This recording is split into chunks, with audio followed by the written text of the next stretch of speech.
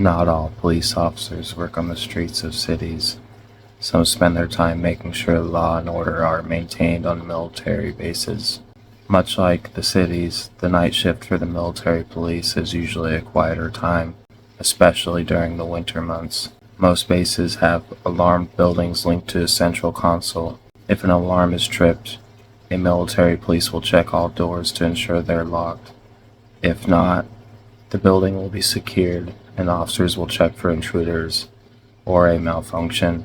This story begins much like any other, on a quiet night without anything needing attention.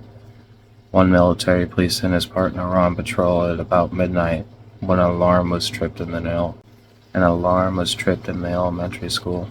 As many servicemen and women have families on military bases, there are also schools. The partners went to check on the building and found all the doors closed and no sign of anyone around. They called in to report the building secure and carried on. About 20 minutes later, they received another call concerning another alarm at the school. The officers headed back to the school and once again did a full check. There was a door open leading into a boiler room. Inside was dark and dank, full of cobwebs and reeking of diesel fuel from the pipes leading to the boiler. The room wasn't particularly large, and the officers searched it top to bottom, even checking the vents, cupboards, in case someone was hiding in there. Figuring someone must have forgotten to lock it, they secured the room, locked the door properly, and headed on their way again. Another half an hour later, another call arrived about the alarm. Once again, they headed back to the school, feeling increasingly hoodwinked. They checked all the doors and found them all to be locked, including the boiler room, which they previously checked. The doors were alarmed, but if someone yanked hard enough on one, the alarm would go off. In the past, teenagers on the base had been known to do this. To test this theory, the two officers sat on the opposite sides of the school and waited to see if anyone approached it. There was no activity for a long time, including light, sound, or movement. But just as the officers were about to leave, they received a call about another alarm being set off inside the school this time. Wanting to put a stop to the vexation, they called the central desk and asked for the building's custodian to join them. At that point, it was about 3 a.m., and the officers were becoming tired and irritated. The custodian showed up, and the three of them began a full walkthrough of the school, checking classrooms, cupboards, and maintenance rooms. The school was designed to accommodate all children on the base and had been built in the early 60s, meaning it was designed with window corridors and numerous offshoots, making the search process slow and laborious. It also had generations of children pass through it, on their way to bigger and better things. During the sweep, they didn't bother to turn on any lights, as they had powerful flashlights, but it did mean they were walking through an empty school in the pitch dark. One of the military officers described it as being an incredibly eerie experience. As they were nearing the end of their sweep, they noticed one of the maintenance rooms with the door open and its light on. They were supposed to be the only 3 people in the building, and they had not been in that room yet. The police and the custodian all confirmed they did not see a light on earlier or anyone enter the room. It's possible to note the maintenance rooms were small, nothing more than a large closet, with nowhere to hide once inside. They walked down toward the room. Surely they would find their prankster, but when they looked in, there was no one there. The only things inside were a few brooms, a couple of boxes. However, on the middle of the floor was a single wet footprint the size of a children's foot, as though he or she had run through a puddle and continued through the room, tracking the water with them. There was no water on the floor or anywhere else nearby, and the footprint was facing a wall, as whoever made it stepped through the wall. Each man involved described feeling chills ascend their spine. The men stated they were the only people in the building, and no one reported a missing child. Everything was locked, but they had checked the rest of the building, and the men stated they were the only people in the building, and no one reported a missing child. Everything was locked as they checked the rest of the building in a 3-hour deep search. No one entered and no one left. So where did the footprint come from? To this day, no one knows. The next tale comes from a rural small town in Nebraska in the early 1990s. At the time of the incident, the town had a number of abandoned buildings police were instructed to inspect. The steady shift of heavy industry from the town had meant many families had moved away, vacating their homes. There was one building in particular that had a problem with copper thieves in the past, so officers were advised to keep a close eye on it. One officer, out on his own due to a small town setting, was making his rounds in the evening when he passed by this house. It sat on the corner of a lot, allowing all four sides of the building to be visible as he drove by. His first pass was at around 7 in the evening. The building was run down with flaking paint, boarded up windows, just another empty shell with no activity. Snow was beginning to pile up, especially around the house, not cleared or salt paths. The officer was settling in for a long night. About 2 hours later, he passed by on his patrol route and noticed the back door of the house was wide open. Logically, he came to the conclusion someone had broken into the house again. Pulling over to investigate, he wondered whether there could be anything left to steal in this husk of a house. Strangely, when he reached the house, there were no footprints in the snow around the open door. Confused, but not especially worried, the officer called dispatch and told them he was investigating an open door at the property's address and requested a county sheriff to start heading over. The officer walked up to the door, still wondering about the lack of footprints, and used his flashlight to shine inside the dwelling. Various thieves throughout the last few years had gutted the place. The plaster walls were all torn down, and piles of rubber and debris accumulated on the floor. He didn't see anyone in the room, or footprints in the dust on the floor. With the lack of footprints in the snow as well as on the floor, the officer figured the wind might have blown the door open. He was about to close and secure the building when he heard a loud thump from the upper floor and what sounded like children laughing. He called up to them, but there was no response. Only more childlike sounds of playing and laughing. The officer called dispatch again to alert them. He thought there were intruders. The officer called into dispatch again to alert them. He thought the intruders were just some kids playing in the house. He carefully made his way through the kitchen to the living room, where the stairs were, checking every corner as he went. Many of the floorboards were rotted, and he had to pick his way delicately through the rooms.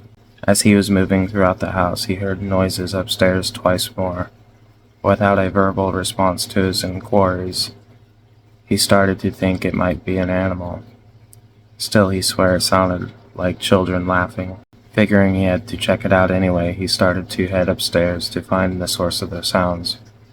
As he did, it immediately became eerily quiet. The upstairs was not particularly steep.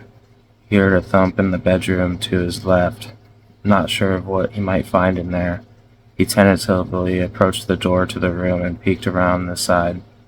It was empty, except for a pile of debris and bits of furniture.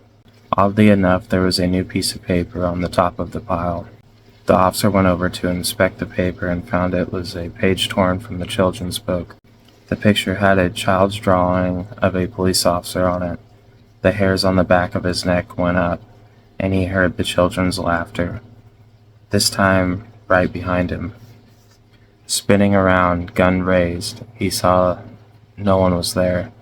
The officer immediately left the house, telling dispatch it was a false alarm, and refusing to ever return to that house. Back in the late 1980s, in a middle-sized town in Oregon originally settled by finishing immigrants, there was a well-known old man who lived in one of the Victorian-style townhouses common in the early 1990s. He had lived in that house since he was 2 years old. Many said he and the house had become one, in a way, even starting to look like each other, both graying and slowly wearing down with age. Born around 1950, the man had seen many things change in his town. Though not known as a hermit, he had a semi-active social life, although he did carry a distinctly racist streak. Despite his views on race, he was relatively well-liked around town. Unfortunately, the man was diagnosed with terminal cancer and given 6 months to live. The news was a blow to the community. The man spent a good deal of his time saying his goodbyes to people and generally making peace with his final day. The night it happened was a cold and clear. Around 3 in the morning, the police received a call from a concerned neighbor explaining she hadn't seen the old man leave his house in a couple of days, nor seen a light on recently. Fearing the worst, the 2 officers were dispatched to the house to check on him. When they arrived, multiple neighbors were awoken by the lights of the squad car and went out to see what was going on. Realizing what probably had happened, many began to cry. The 2 officers entered the man's house through the front door, after finding it unlocked, and were immediately greeted by a massive elk head mounted in the entranceway of the house. Its creepy staring eyes made the officers feel like it was watching them. Passing it by and making their way upstairs, they went to the old man's room and found him laying on the floor beside his still-made bed. They checked for a pulse and confirmed he was dead. Saddened, they called in to the station and asked for an ambulance to pick up the body to deliver to the coroner. At the time, the town only employed a couple of paramedics, thus only 1 paramedic was on the scene. The 2 officers were asked by the paramedic to help him carry the body downstairs to the ambulance. At that point, things started to become odd. When the 3 men began to make their way downstairs with the body, they began to struggle. It was then that the lead officer realized something was different about the elk head that they had saw on their way into the house. No longer was the head sitting upright as when they originally entered the house, but was instead turned to the side. Underneath the head, something was written in wet red print, ASUA. The officer, his hair standing on end, knew the word from the Finnish language. His grandparents spoke. ASUA means stay or remain.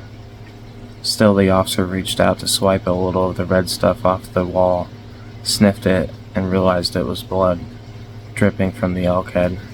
Freaked out, he yelled up to his partner and the paramedic to tell him what he had saw. They also became panic-stricken.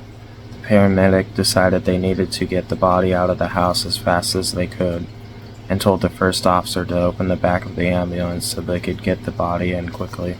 He agreed and ran for the ambulance, but just as his foot left the front porch, all the sirens and lights on the vehicles began to go off simultaneously, creating a blinding light show and a deafening noise that had the neighbors running to get away from it. Thoroughly frightened, the officer hauled open the door of the ambulance and turned to watch the progress of his partner and paramedic. They had just managed to get the stretcher with the body onto the front porch when every window in the house imploded inwards with a deafening racket. The officer by the ambulance watched as the porch on the house collapsed. It wasn't like the porch gave away, but like the house just gave up. The whole porch in front of the house slumped forward with the sound of tearing wood, creating a slope up the second floor window. Dust scattered everywhere, and people came back out from their houses to help the officer as he tried to find his partner and paramedic. Going around to the side of the collapsed porch and into the gap between the fallen roof and the still standing walls of the porch, he found his partner shaking and babbling. At first he couldn't get very much sense out of him. He was repeating, "He sat up." After a little while of calming him down, the officer managed to find out what his partner witnessed. Apparently, as the porch came down, the old man's body sat up, clawed its way out of the body bag, and started screaming horribly. The first officer checked his body bag, and sure enough, it was torn to pieces and the body was sitting up, its face in a rictus scream of terror, Horrified, the officer threw a tarp over the body to hide it. He went to help his partner, who wouldn't go anywhere near the house again. The other ambulance in town came to help out and took the officer and the paramedic away to a trauma center to assess any injuries, while the first officer filled out the paperwork. Although what he wrote was anyone's guess. How does one report a house collapsing on its own and a dead body tearing out of its body bag? Although what he wrote is anyone's guess. How does one report a house collapsing on its own and a dead body tearing its way out of a body bag? The story has since become a local legend around the town, and the house stands as it was left that night. No one dares disturb it further.